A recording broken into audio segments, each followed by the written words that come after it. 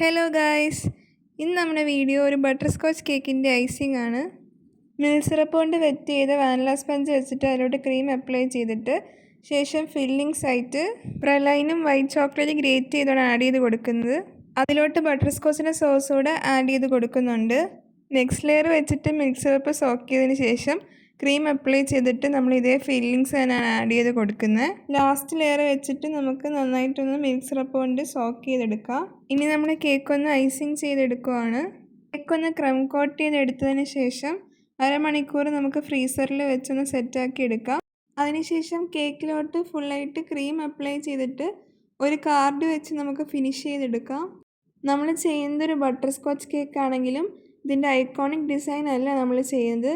ഒരു വെറൈറ്റി ആയിട്ട് red and white തീമിലാണ് നമ്മൾ ഈ കേക്ക് ഡെക്കറേറ്റ് ചെയ്തെടുക്കുന്നത്. ഇതാണ് നമ്മുടെ കേക്കിൻ്റെ ഫൈനൽ ലുക്ക്. എല്ലാവർക്കും ഇഷ്ടപ്പെട്ടാൽ തീർച്ചയായും ലൈക്ക് ചെയ്യുക, ചാനൽ സബ്സ്ക്രൈബ് ചെയ്യുക.